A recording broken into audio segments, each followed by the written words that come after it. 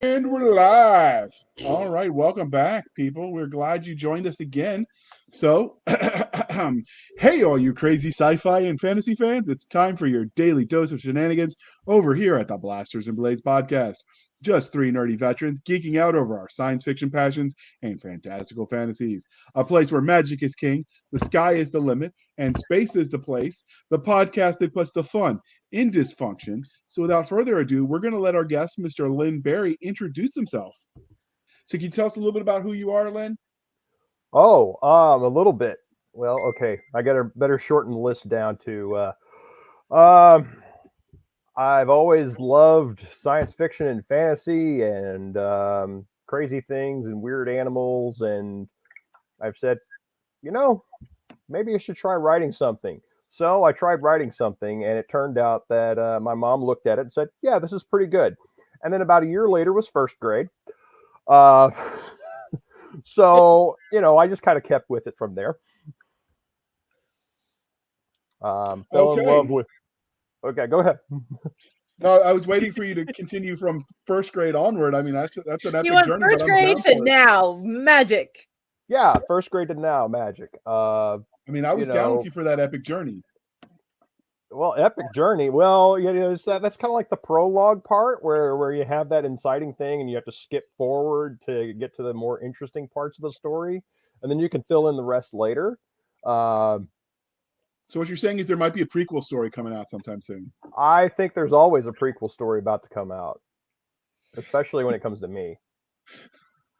You get me talking long enough, and I'll start telling you random stories about everything from, uh, you know, kindergarten, as we mentioned, all the way up to yesterday. So But he's like you, JR, will but you nicer. remember why you went into the kitchen? Now that's the trick question. Well, I mean, it depends on what day. I resemble that remark since I had stuff in the oven when I turned it on to preheat today. Oops. What was in the oven? Croissants. Well, Always hopefully, when that little voice in your head says, check the oven, you should always listen to it. scribble that down in your notebook, people. All right. So the next part of the introduction, dear listeners, how we found the guest. So this is one of those episodes since Doc handles the scheduling for us, and she said be here or be square. Was it be there or be square? Whatever that expression is, I butchered it, but yeah, you got the gist. Doc bossed me around, and here I am. So Doc, how did you first find the one, the only Mr. Lynn Barry? Kind of two ways. So Len and I have met and known each other through Dragon Con. Mm-hmm. And then also, I don't know if he realized I did the podcast. Michael J. Allen, who we've had on, was like, "Hey, go do this podcast with Cisca." And Len was bold and brave because he knows the craziness because he's seen me live and in person. Still, he felt about coming on. So if he feels abused, he brought it on himself. Gotcha. No, I'm just saying that he had warning. I have layers on, so I can hide the bruises. It's fine. See, we know what It's like he what has we're heard about us. And the emotional scarring, it'll fade in time. We only scar our co-hosts. This is true. Wow, So, I said Doc, that with a straight face. are you ready to ask the religion questions? Yes, I am. So, Star Wars, Star Trek, or Firefly? If I have to only pick one, I'm picking Star Wars. If you weren't only picking one, what would you pick? Because Star Wars is Wars the and right Star answer. Trek. Okay. All right. So why wasn't Firefly on the list? Clearly, it's the most epic. Because all right. So here's the weird thing. I consider myself a former brown coat. I loved Firefly, and then I saw the movie Serenity, and my love for Firefly kind of went. I'm not sure anymore.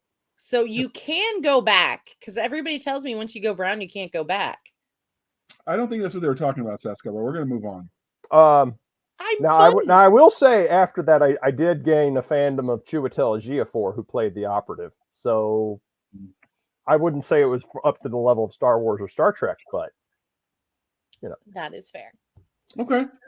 So, because we are polytheistic here, Game of Thrones, Lord of the Rings, or The Wheel of Time?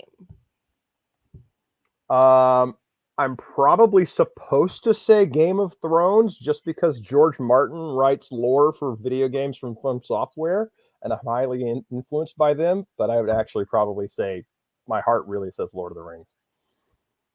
That's fine. I think even J.R. Martin would say Lord of the Rings. I'm sure he would. I mean, there was that epic rap battle between him and J.R.R. Tolkien. I'm pretty sure he lost. He did because he didn't finish the series, and Tolkien has. So there's At that. this point, my fan theory is that he will not finish the series. He enjoys the attention, and he will publish it post-mortem.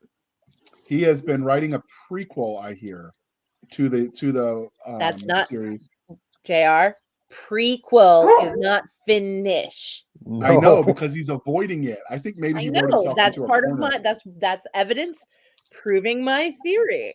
Or it proves that he wrote himself into a corner and he doesn't know what the heck to do. I don't know. We do know that the movie, the HBO series, fan tested some very bad endings, so he's not going to do that. Right. Yes, no. I had many evil people looking at me after I posted after the finale. Thank you for testing these theories for us. You're mean and evil. And I went, yes, I am. I loved his post that came up on his website the day after. It was just kind of like, yeah, that's the ending. Or maybe it's not. Or, thanks for watching. And if you didn't like it, stay tuned for the book because maybe I'll have it different. It was a very interesting, none of those are exact quotes, but it was just a wonderful description of, okay, I think that was his get out of jail free card. You know, I mean, how many times can an author test the waters for an ending and go, oops, no, the fans aren't going to like that. I still have time to fix that. I know of one case. See? I'm just thinking maybe Brandon Sanderson's going to be the guy to write the end for us. Well, if he's gotta, he's gotta. Could be Kevin J. Anderson. It could. I mean, they're contemporaries. You think one's going to outlive the other? Yes, we're going to put. That's kind of morbid. I'm not allowed. I don't. We'll move on. We'll move on. We don't want to scar our people. Anyways, so what was your first love though? Sci-fi or fantasy? Sci-fi. Yeah, because I like. Honestly, my brain keeps trying to say I should be doing more sci-fi. There needs to be more sci-fi in the world. But here's a new fantasy idea. And I keep saying, more sci-fi, more sci-fi, more sci-fi. So when I approach fantasy, it's almost from a sci-fi bent. I can understand that. What's your first memory engaging in speculative fiction, though?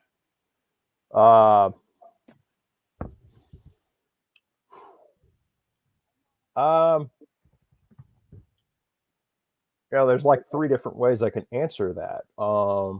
I mean, there's the Star Wars answer where, first movie I saw in the theater when I was 1 was Empire Strikes Back. Feel free to date me there. There's also seeing the poster for Dune when I was in I was in first grade, the Dune movie that is, and saying, I should see that, and not getting to for another 15 years. That is not a first grade friendly movie. No, and it was really good. I had to wait 15 years because I was so not ready. Yeah, that's definitely one of those moments where it's like, oh no. Yeah.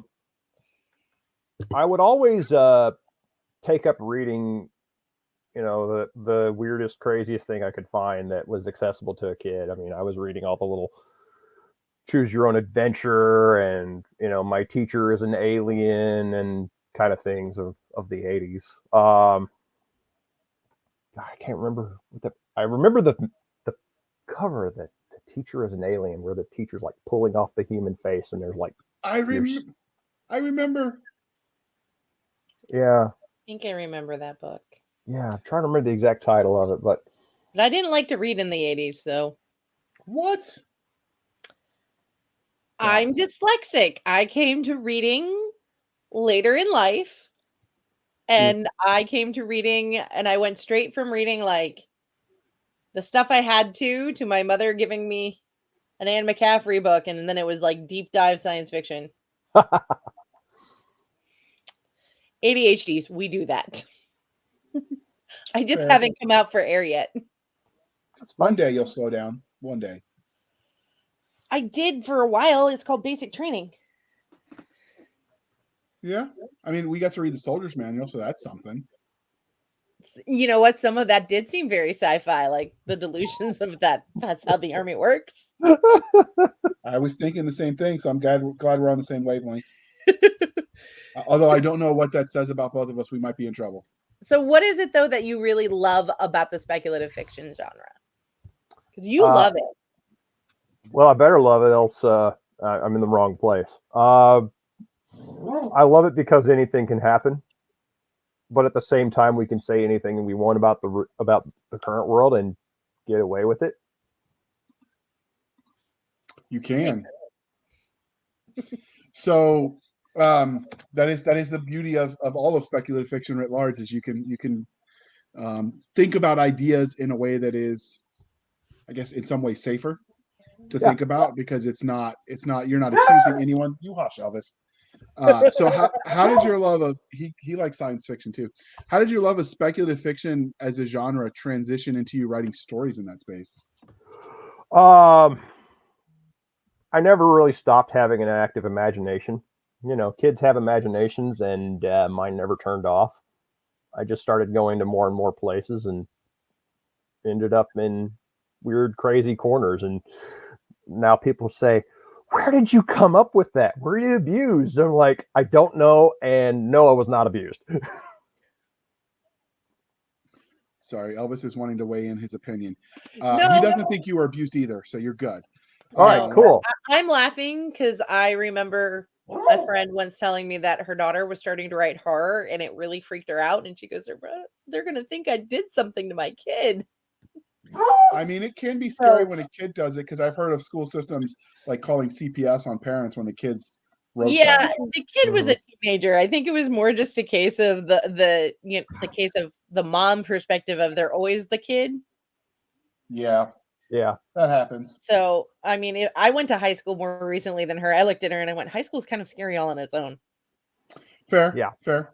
So many authors let their own real life experiences sort of influence the story they tell. So were there any specific formidable moments that you think shape you as a storyteller? You know, I would always go, and well, I still do it. I would go kind of like wandering around, nature walks, trail walks, that kind of thing. When I was a kid, you know, I lived on a dirt road, so I'd go wandering off at all kinds of places.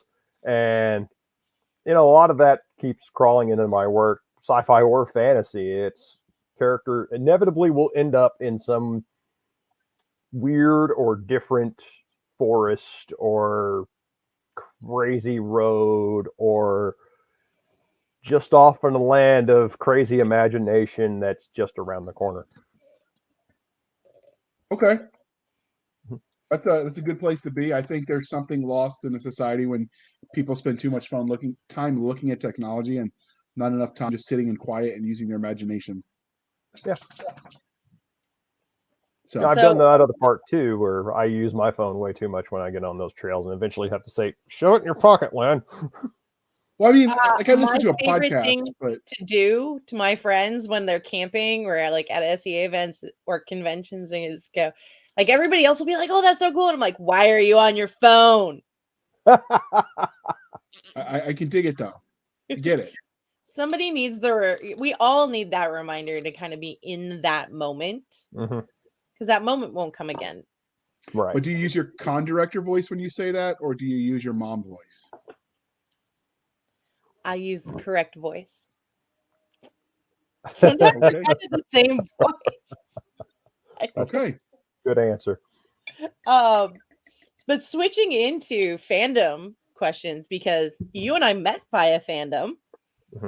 So this is kind of fun to ask, but have you had any cool fan art or somebody cosplay one of your characters yet? I have not had fan art of my characters or cosplay of them, but I've had somebody send me fan art of me. Of you? Of me. That's kind of cool. Yeah.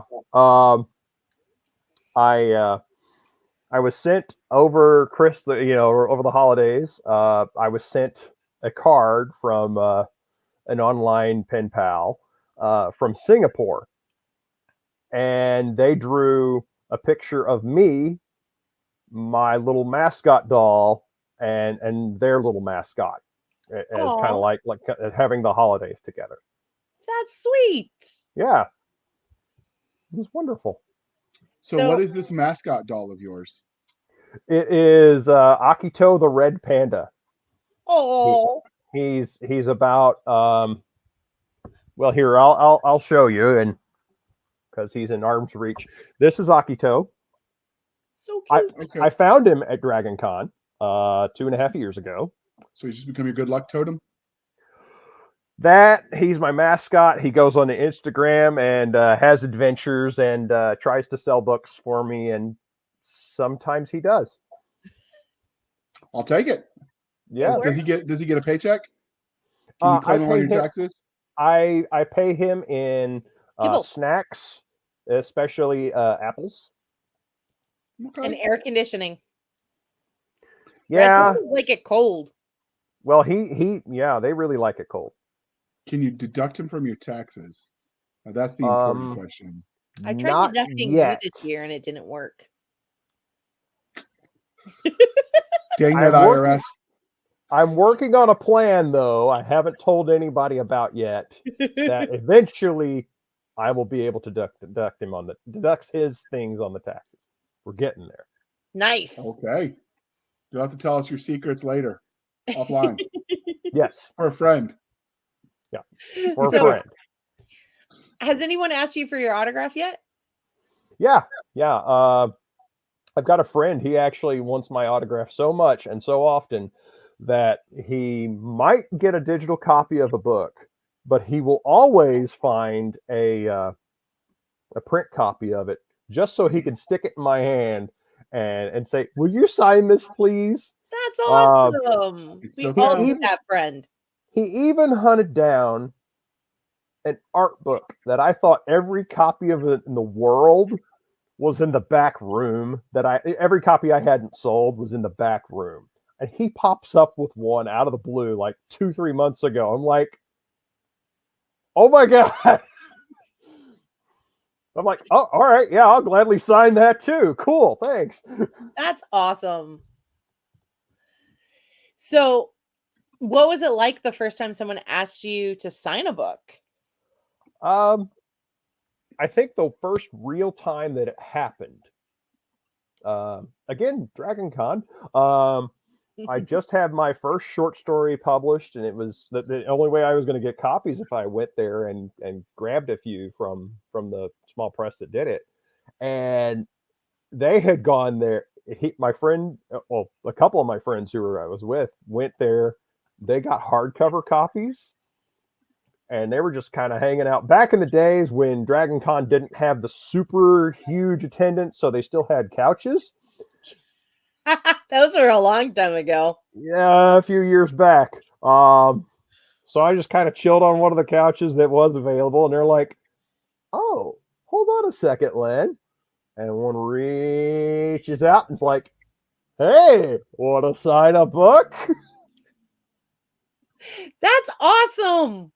Though that really is. Yes, it's kind of cool, actually. JR, Did you you sound lost. No, I'm just thinking, like, hopefully he at least spelled his name right. Well, I know I did. I'm just, somebody else might have been so excited for their first one that they forgot how to sign their name in cursive. No, I didn't forget, because one of the things I do is the classic trick of, all right, tell me how to spell your name. No. You're missing the hint. JR Yeah. forgot how to spell his name. Oh. Because, And so, people wonder why I call him brain damaged. but I mean, how often, like, I don't write in cursive. I type everything up when I do anything. Like, I take my notes in like regular print. Like, I never really used cursive. I remember when I was in high school, I applied for a Marine ROTC scholarship, and the hardest part of the application wasn't writing their dinky little essay. It was figuring out how to write once I wrote it in cursive. Now, they did the cursive writing so one, they could know you could write in cursive and make sure you didn't cheat. So you at least had to take the time to figure out how to translate it from print to cursive. I spent more time practicing the damn cursive, danged cursive, than I did writing the stupid essay. That's been like the bane of my existence. And everyone's like, oh, no, it's so much quicker to write. No, it's not. No, it's not. Can be. It For doesn't everyone mean but it's me. legible. Yes, JR forgot how to spell his name. But it's Well, sweet that Len's giving you the benefit of the doubt. Because they kind of blur together when like the L and the E and the Y and cursive, they kind of blend together a little bit. Just go with it. JR, Doc, just go with it. JR, just stop. Just go with You it. didn't just do Stop, the little Junior. scribble. Well, I tried to make it so they could read my name, which was the wrong thing to do when you're spelling it wrong. I had to buy another book so I could give him one spelled right. And he wanted to keep the misspelled one too because he thought it was hilarious. It is hilarious. It is hilarious. So if I ever like strike it big and like, after I die, he's gonna sell that misspelled name. Like the first signature he ever get when he was so befuddled, he spelled his name wrong. First, you got to make it big though for that to matter. Right. JR, this is why you're brain damaged. Or maybe it's a symptom of the brain damage. But other than that, I had a blast in Iraq. Okay. So, nice. What was your weirdest or funniest fan interaction so far? Clearly, it's this interview. Well, I mean, it's pretty high up there. It's pretty high up there. Yeah. I mean, he's irreverent enough. We get to let him come back, Doc. He's fun. Good find. All right, good. Yeah, I mean, where else am I going to get to have the discussion about, fun with misspelling names? I mean, that's I'm geeky enough with words that's just my jam. So yeah. So this could be number one for the moment, sure. Sure, and if you want to give him something, fan needs to reach out and top us, please. Yes, like just send him a letter, sign up for his newsletter so you get his email, and just do the things, people, so he doesn't tell everyone about this later. Or I'll just tell everybody about it later anyway. He can share it and go, come listen to the weirdest thing that happened to me lately. Yeah, sadly. All right, so this is where we talk about everything you have written, Mr. Limberry. So, what is the Reader's Digest version of your body of work? Can you give us the highlight reel? The highlight reel is I write stories that are about weird, crazy places and people who are, to quote a friend of mine, inherently screwed. That's a good tagline. You should use that on your ad copy. I should. Instead, I'm talking about watching anime and red pandas and philosophy. Yeah, that's better. Philosophy is fun, but I mean that was punchy and to the point. I like it.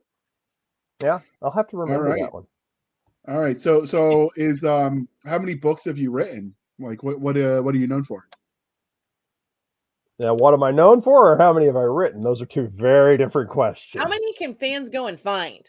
How many can fans go find? I like that one. They can go find. Let's see. They can find. I've got a few shorts out there. I've got a few magazines out there. I've got dystopian fiction out there, and I've got Scars of Shadow out there. I'm working on Patreon right now with a draft version of a big sci-fi epic. That part of that is to develop the editorial fund for it, and hopefully once I get it done with the patrons, then I'll have a cleaned up version of that one to go out widely into the world while I work on number 2. Okay. So that all sounds fascinating, but today we brought you here to talk about Scars of Shadow. So where did you get the premise for this story and the universe in which it lies? How'd you come up with the idea? Well, I saw a call for I forget what magazine it was, more years ago than I care to admit, that was wanting a serial concepts for a serial. It's like, hey, we want a 12-part serial. Okay. And it was a dark fantasy thing. And like, all right, cool. What can I come up with? And I'd already been tooling with this short fiction bit that was my love letter to Dark Souls. And it was around the same That's time a lot of love. Oh, it's a lot of love. It's a lot of love. Dark Souls is a very difficult game. Yeah, but it's all about, determination and overcoming, hurdles, and that just seems like the I thought story it of was my all life. about listening to my brother scream profanities at the screen while I giggle and they then Wait, throw that's a game? I thought he was like saying Dark Souls as in people that were twisted in the head. No, it's a Well, game. it's that too, but it's a game. And it is very Dark Soul twisted. I'm like thinking you're watching like serial killer dramas or something, and No, no. It's all about, hey, the idea in those games is you're a nobody, but you're the chosen undead, and you're undead because, well, all the living people for the most part are already dead, so it's just the cursed people that are left. And every time that you get killed, you come back, but you're a little bit closer to insanity. It is. My brothers have told me it's one of the hardest games they've ever played. I mean, it takes a bold marketing campaign to just say on the back of the box, "Prepare to die," in big red letters. I mean, it's and ballsy. you will a lot. Okay. I mean, if you've seen the meme out there of Legend of Zelda and Link running around, and they end up in a cemetery, and their skeletons and get skewered about Dark Souls, other no. than the amount of neurological psychosis that have come out of it, the players. That's the only thing cute about it. So you think psychosis is crazy and cute? I think video game induced is. Yeah. Okay. So I took that, and then I added in, I said, okay, let's take the movie Prometheus and dump it on top. Because that sounded safe. Oh, yeah. And then you set it in a fantasy world. Right. Because why not? Because why not? All right. So before we dive into the book itself, because that's a lot to think about, and we're going to leave people a minute if they want to run to the holy water and bless themselves or something, whatever you do, people. And we're going to take a moment where we're going to shamelessly shill for the man. What if the United States and the Soviet Union had fought on land, sea, air, and the astral plane, struggled for dominion across parallel dimensions, or on the surface of the moon? What wonders would have been unveiled? What terrors would have haunted mankind from those dark and dismal dimensions? Come closer, peer through a glass darkly, and discover the horrifying alternative visions of World War III from some of today's greatest minds in science fiction, fantasy, and horror. Weird World War III. Available now from Baen Books at baenbooks.com. All right. Well, thank you for sticking with us through that commercial interlude. We are back with the one, the only Mr. Lynn Barry. And so now let's look at this cover art. Can you tell us the story of this epic piece of modern art?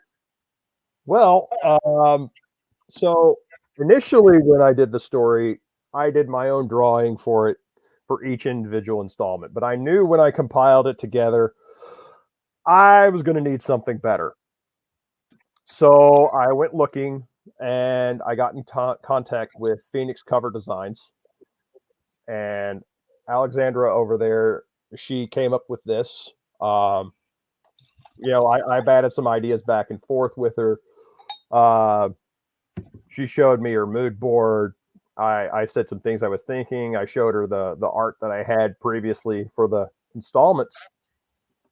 And she came up with a draft version of this. Not even this version, but the draft version. I was like, oh my God, this is beautiful. And she's like, all right, tell me what I need to fix about it. I'm like, so a few weeks later, we had some discussions, and I showed some of close friends the draft version and got some feedback on that. And with that feedback, Alexandra, popped this version in. Like originally, the font was gold and it didn't have any blemishes. Those blemishes are individually drawn blood stains. That's how much detail there is in this piece of art. I will say I believe that the font of your typography is what sells the story for the kind of horrific element you put in there. I really liked that. I like the grayscale. It definitely sets a somber mood. So I think your cover did everything it was supposed to. So I have only been able to find the one that you show, the new one that you share on your Facebook page, which we'll link to in the show notes. But does this have a wraparound where it continues that image? Well, the wraparound's more of a mirror, because the paperback version has kind of a mirror text wraparound version. So it's not so much a continuation, but it's like the same image except, not having Serena there. So just like the monsters and more of the wall. Okay, that's kind of fair. give it an I interesting really look. love it because, for one, if the listeners are watching this on YouTube, if you look, like the longer you look at this cover, the more details come out, like the hands reaching out, and it's just really awesome. Hold on, Doc. While you're talking about hands, I'm zooming in so you can see the hands And grabbing at hands, the type. I'm just gonna say this one. She did an amazing job, and hands are one of the hardest things to draw. Yeah. And No, it's one of the things that I see people mess up the most. Oh, you even got the irises in there. Oh, yeah. That's really, really detailed. Yeah, she put together a lot of assets to really make it work. She even took the which is good because the devil is in the details, but Oh, so yeah. are the fans. Yes. She even nailed the hairstyle that I had in the original drawings. And I didn't even realize that until the second go around of looking at it. I'm like, oh, wow, that's actually the hairstyle that she had. But that was because she had more light contrast in this version. So. I really like it. I like all the details. I like that because I was able to find that high-res image. You can zoom into all. I mean, the fact that you even got the eyes right, which is kind of amazing. So I might hit you up for her contact information when I need a new cover. But yeah, I really did like that cover. So you mentioned that you drew your own cover for the earlier drafts when it came in installments. So what's the story of this installment? Well, like I said, I got the idea initially to do it as a serial that was taking submissions for it. And while they passed on it, I said, well, I have this idea that I want to write, so I better write it. And that was the first time I really tried anything with Patreon. And I figured, well, I got to have something to catch attention for, it's kind of like a preface of what's going on, because I read enough comic books. You don't sell a comic book without a cover on it. Not typically. Not typically. So that was kind of my idea behind it. And the initial cover that I had for the first installment, Scars of Shadow, because that's what the first installment is called, even in the compiled version, this version, that it's still in there. But I took that image and I use it as my, if you were to ever see my profile on Instagram, that's the image that I'm using. So it's a more book accurate version of the wall that Serena encounters and kind of the landscape underneath. And then there's just a tiny little figure of her, at the bottom of it.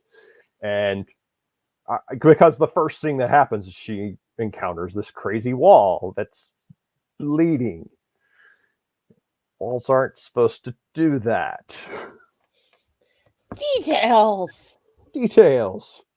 I like it. Yeah. Is this one out in audiobook yet?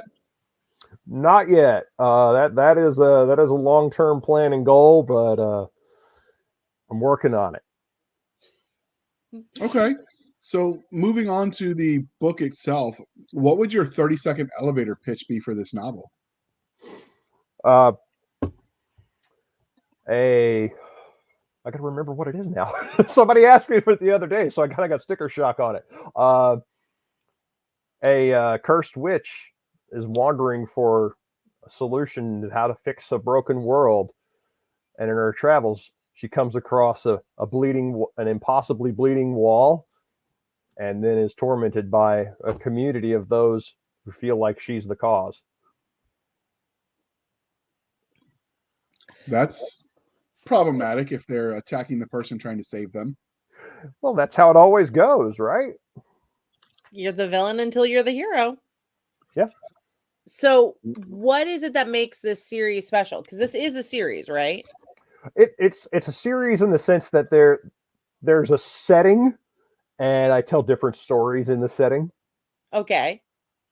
I did write down a few lines just earlier today about what I could do for another one, because I've been trying to think of the next story I wanted to do with this setting that I haven't worked on yet, and it would be going to one of Serena's friends who actually has a few scenes also in this story.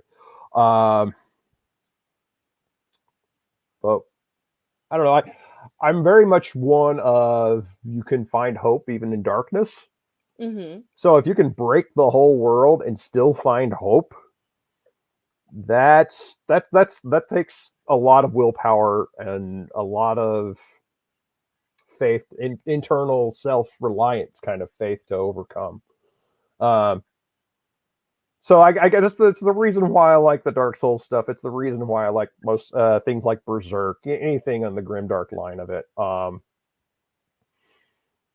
But that, like I said earlier, it was kind of born out of a love letter to Dark Souls. I mean, my dedication page is even a reference to those video games. So it's kind of like, hey, if you like this sort of thing, I liked it well enough that I felt like I had to write a story. If you like it well enough, you want to read something, let's have fun.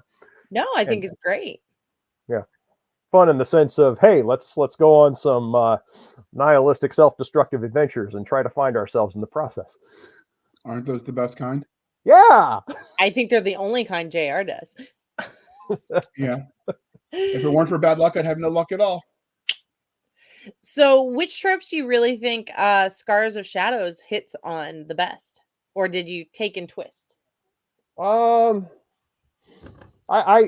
take and twist things. I'll admit that these witches were kind of born when I was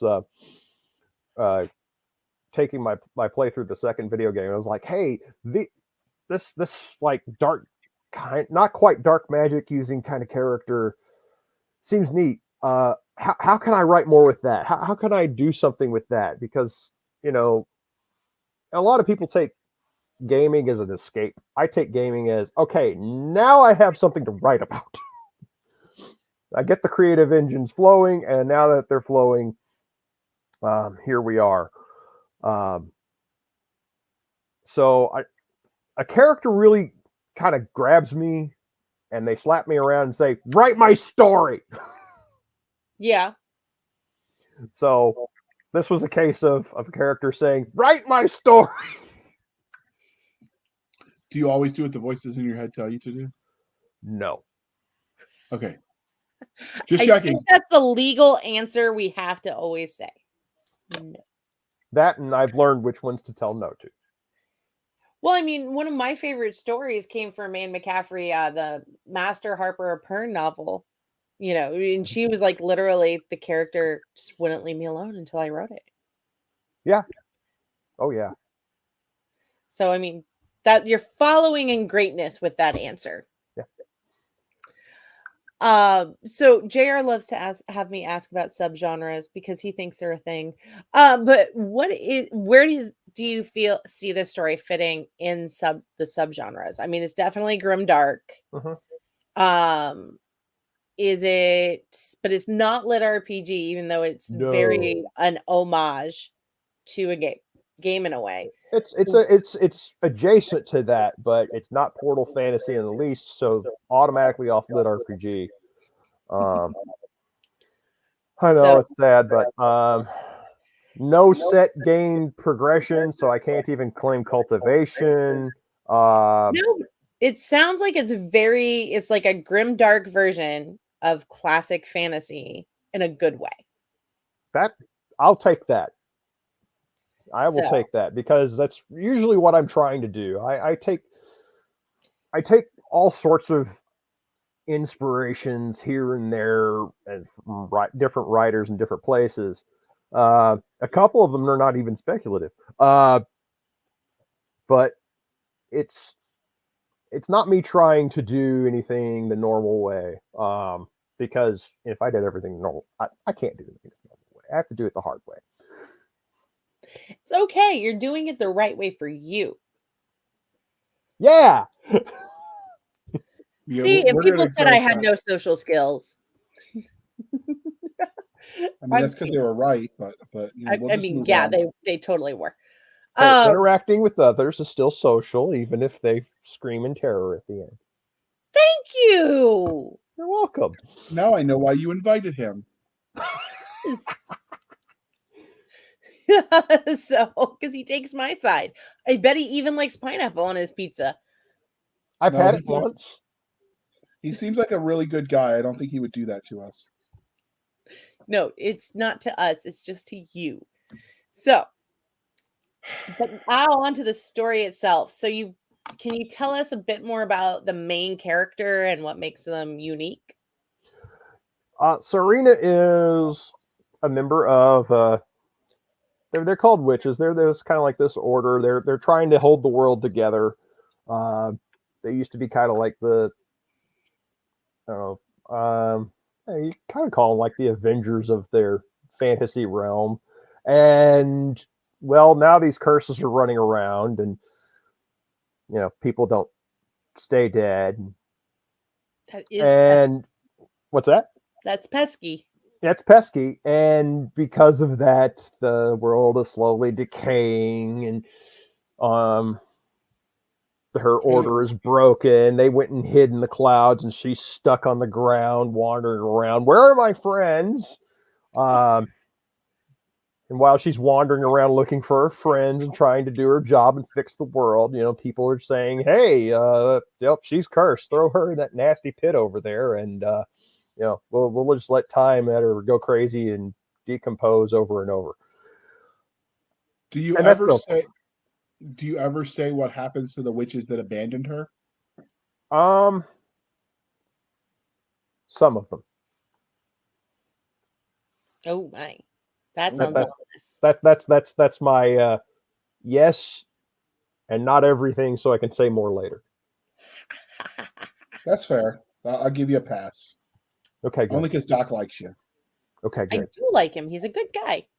So, were there any secondary characters who were memorable? Does she have like anybody that she deals with? That Oh doesn't- yeah, there are plenty. There is this priest that that she runs into in this little makeshift village early on, who's got this blue mohawk hair, and he's not cursed. And he goes from having to be town priest of Gitter into, well, I'm coming along with you for the journey, even though if I die, I'm just dead.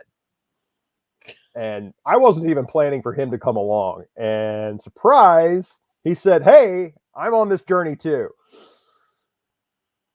So you did do what the voices in your head tell you to do. sort of. Not all of them. Not all of them. Just the I know good which ones to ignore. I can see that standing up in court.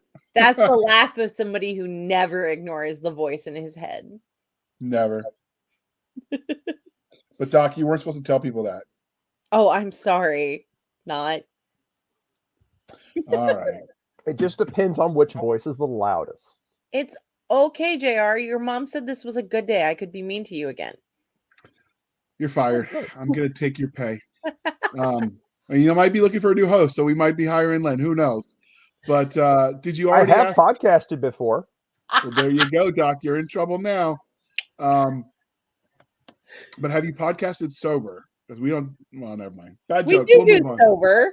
I know I was gonna make fun of you, but anyway, So do you have any? Did you already ask him about secondary characters? You made fun of me and you discombobulated me. I did ask him about the secondary. Okay, so does your story Well, have bad? now. What was that, Doc? You broke up. I said, "Who's off now?" I'm blaming you. I don't know how. Give me a minute and I'll make it your fault. So, what about the bad guys? Without obviously any spoilers, besides whatever is making the wall weep blood, does the story have any bad guys in it that your main character has to? I think Serena, you said her name was. There's one that keeps popping up. It's called the Emissary, and he's very much. Oh, look! It's what a person would look like if H.R. Giger was God. Ooh, yeah, not good. No, not good. He's a happy person. He likes visiting villages full of crazy people. I mean, aren't all of the villages full of crazy people? Well, especially here they are. Exactly. All right, and I won't even ask what state you're podcasting from because we don't want your neighbors to get mad at you when they hear that answer. But speaking of characters, you sound like you did some horrific things to your characters. So if they met you in a back alley and they knew you were Lynn Barry, creator of their torment, how do you think you'd fare? I'm dead. No, I'm not dead. No, because killing me would be too easy. They would torture me, and the moment I look like I'm going to die, they're going to let me heal. Because I had a friend once who's like, oh, I'd love to spend this kind of time with my characters and that kind of time with my characters. What about you, Len? My characters would want to kill me or worse. Yeah, I mean, if you're writing action adventure books, mostly you've tormented them to the point where, you wouldn't do well. Yeah, I just write scenes where I give the characters so much PTSD to the point to where, okay, that breaks the entire story. Scale it back 1 degree. I hope you have a good therapist. So, speaking of, just write for therapy, Right. That works too. Exactly. So, speaking of characters, when you write, do you have a favorite archetype? No, I just kind of let the characters talk to me. Yeah, I know it's that listening to voices again. I end up. I have never written 2 stories the same way. It's just usually like, okay, I'm going to work on this, and it's going to have these elements, and they're like, no, this is my story. So, okay. So what can you tell us about the universe where this story, Scars of Shadows, takes place? In many series, at least the good ones, the story world is as much a character as the protagonist and antagonist. So what can we expect in this universe? It's a world where there's been history, and that history is broken not because it's been forgotten, but because the figures in that history are way too active and nobody's staying dead anymore, or next to nobody. So there's the folklore answers to things, and then there's the actual answers to things, only we get to go ask the people who caused it over here, and that's why they're mad and cursing people. So when you say folklore, are you talking about in-universe folklore, or did you actually draw on some real folklore for this? Mostly in-universe folklore. There's always echoes of stuff that you have in other stories. There's always, there's a couple points in the story where there's the notion of, hey, we're looking into this well or this pit or this abyss, and it stares back at you, kind of like, those old sayings. But there's a flashback story that keeps recurring about the first time that Serena encountered anyone who was cursed, and it's when she got cursed, and there was her and 2 of her friends had a fortress that they were trying to protect. Very snowy, beautiful landscape, and the mountains and the hills are alive with the sounds of screaming, undead armies and screaming. Yes. Way to paint a beautiful picture and then destroy it. That's what I do. So this story, Scars of Shadow, is clearly part of a series because you've said so. It says so on Amazon, and the blurb says it. Well, there'll be 12 novels in this series, but you're now said you're writing a sci-fi story. So will there be more from these characters, or so where do you see this going?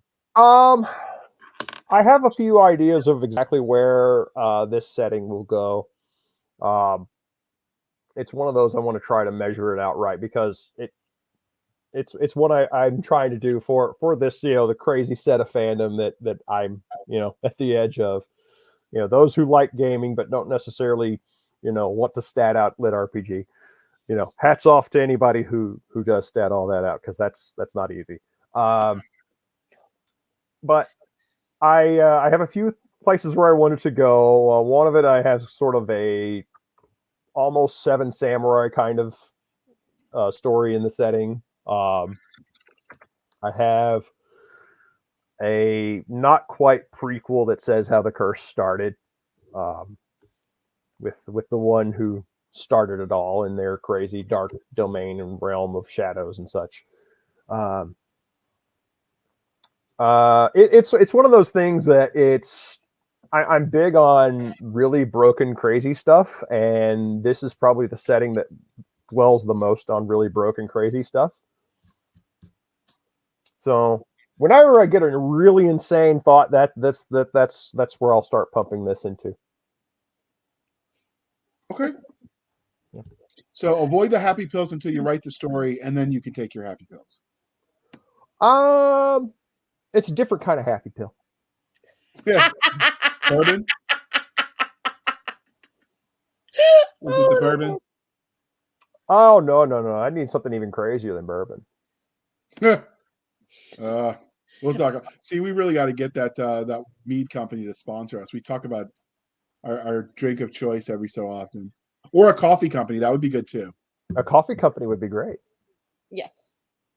I mean, especially with the background, you would think it would be a coffee company would be racing to sponsor you. Yeah, we're gonna have to work on that. Doc, get the emails going. Yeah. Start the phone tree. JR. I have a 40-hour-a-week job and I'm a single parent. Go away.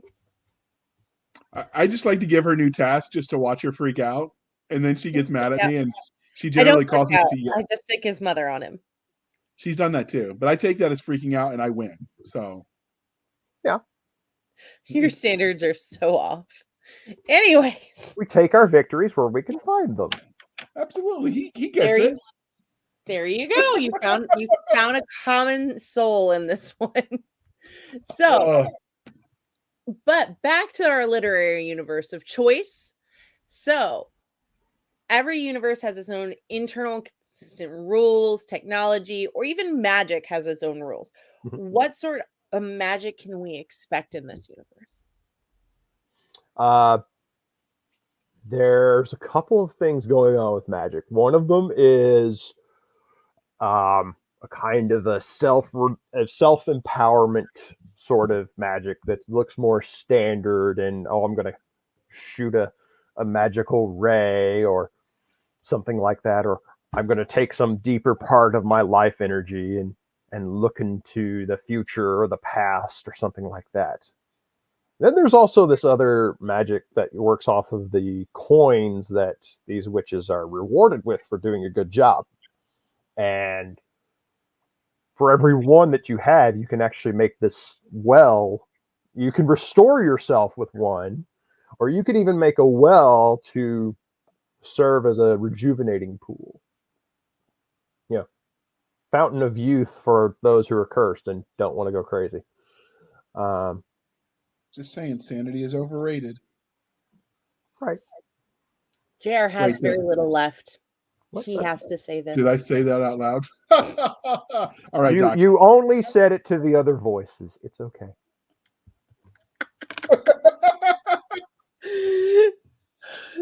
Okay. So, of all the magic in your universe, is there any that you would want to have here? You're like, I will take this one magic, this one spell, or this one methodology and bring it with me. I think I want the coins, because the coins, you have to actually do something good and helpful to get them. Well, that's always nice. And the rewards from them are very, very strong and very powerful. Of course, something really bad has to happen for you to go to fix to get them in the first place. Well, details. That's a detail. Like you said, that's just a little minor detail. So how would you abuse having this magic coin? Oh, well, I mean, brand new healthcare system. There you go. So how did you come up with the idea for the magic coin the way you did it? So in the first Dark Souls game, whenever you go into another world and help somebody out, you're given a medallion. So okay, so straight from the game. Okay. It is straight from the game, except I really, really twisted it. So for obviously I'm not familiar with the game. So someone who's not familiar, could they read this and be like, "Oh, this is just a good story," or do they have to know the game stuff? Oh, you can read this and not know anything about what I'm inspired by.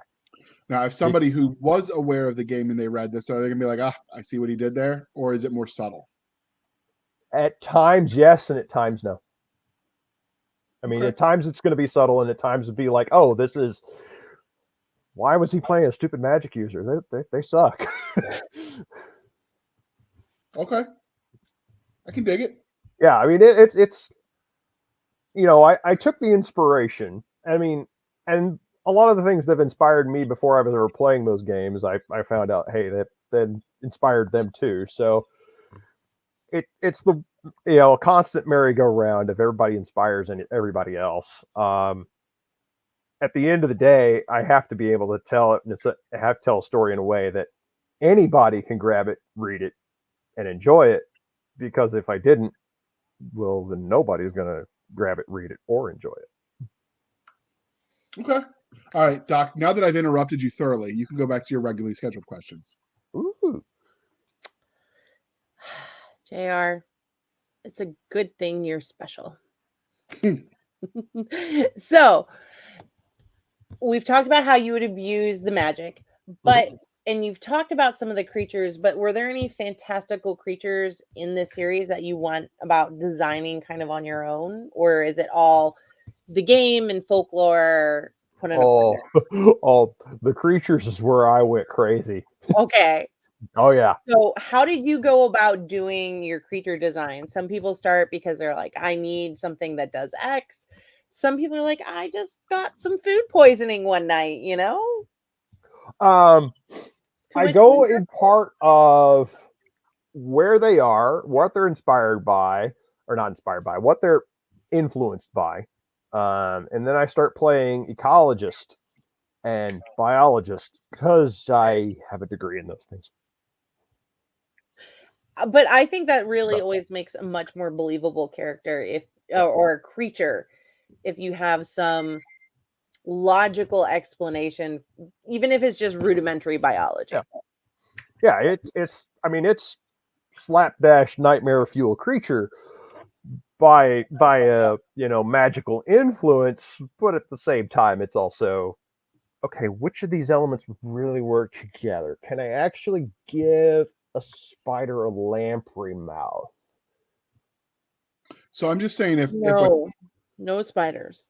If you went to talk to your therapist as you were writing this book, on a scale of 0 to padded cell, how bad would you be? Padded cell with a straight jacket and the Hannibal Lecter mask over my mouth. Wow! Oh, he went all out. Okay, that makes me want to read. For all you people that like that kind of thing, now you know what you're playing with. All right, I think you just sold the book right there, sir. Thank you. All right, so I'll enjoy my freedom from the padded cell for a few minutes longer.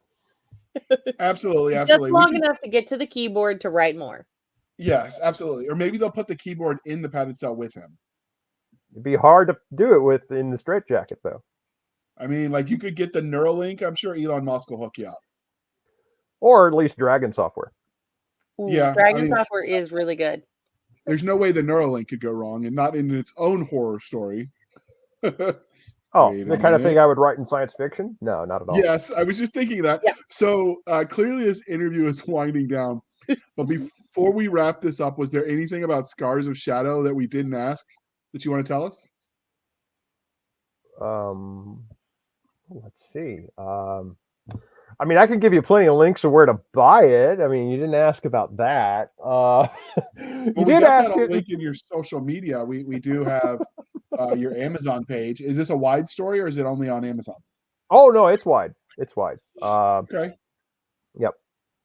All right. Well, then I'll have to make a point of starting to look for people other than Amazon. So Doc will be happy. I'll list their like Barnes and Noble page or something.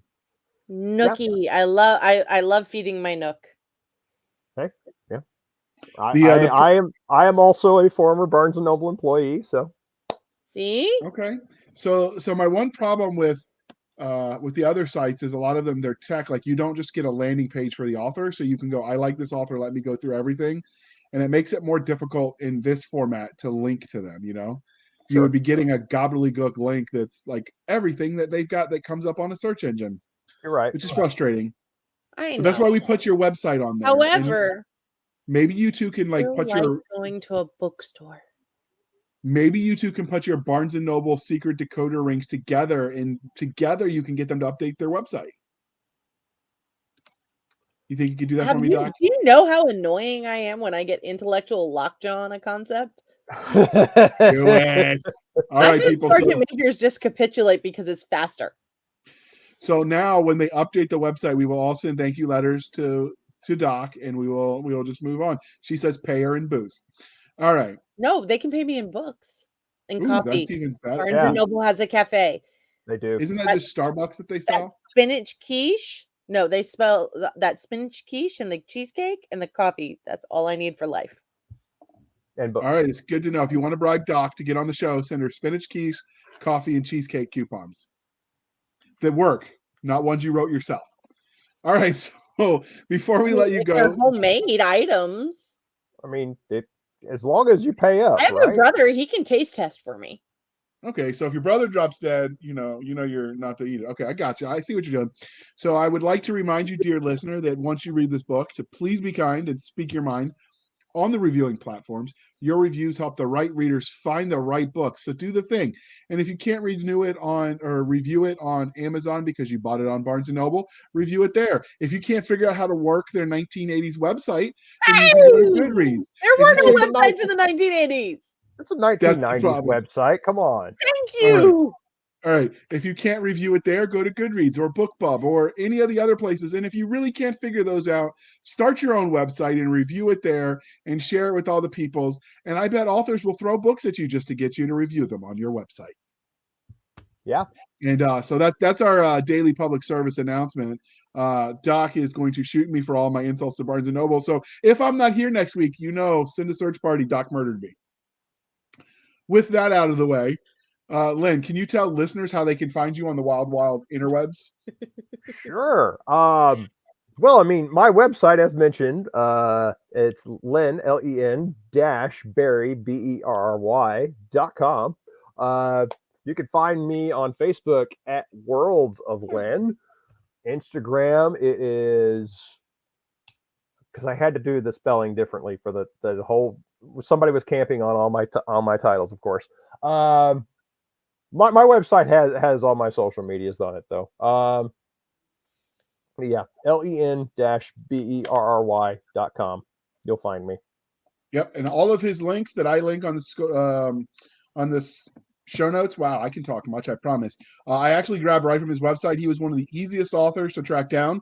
I didn't even have to break out my black belt in stalking. I mean, show research. So you'll have no problem with that website, finding him on all the places. And if you're so inclined, he has a Patreon where you could support him and see what he's doing before it goes live to the world. So you get the inside scoop. You can find us on our Twitter at twitter.com/SF_fantasy_show, Sierra Foxtrot _fantasy_show. You can email a Doc at blastersandbladespodcast@gmail.com, blastersandbladespodcast@gmail.com. Send all the hate mail to Lynn Berry at Blasters and Blades Podcast. Do that. It'll be fodder for his next book. It'll be like tax deductible or something. You can join us on Facebook where all the shenanigans happen at facebook.com/groups/Blasters and Blades Podcast. Facebook.com/groups/Blasters and Blades Podcast. We have our website, anchor.fm/Blasters Tech and Tech Blades. Anchor.fm/Blasters Tech and Tech Blades, where you can support us for as little as 99 cents a month. You can help keep the light on. And if it seems like we were a little discombobulated, we were having so much fun, I forgot to follow the program, people. And I wrote the darn thing. So blame Lynn. It's his fault. He was too fun. And if you want to support the show, you could support it at buymeacoffee.com/author J.R. Handley. Again, buymeacoffee.com/author J.R. Handley. Be sure to put in the comment section that it is for the podcast, and we promise I will keep Doc Cisca and Nick Garber duly caffeinated. They will drink until their bladder explodes. What? How's that for a twist? That doesn't happen. And if you liked Lynn so much, his Patreon is in there. You can support him too. He likes money. I do. And coffee. His panda needs treats. Oh, yes. He loves apples. He also loves coffee. Who doesn't love coffee? All right, Doc, you get to bring it home. And I know I messed you up by changing up the ending. Thank you for spending some of your precious time with us. For Nick Garber, the I want to try and be mischievous J.R. Handley, who fails. I'm Cisca. This was the Blasters and Blades podcast. We'll be back same time, same place next week. Torturing JR, indulging our love of nerd culture, cheesy jokes, and of course, all things that go boom.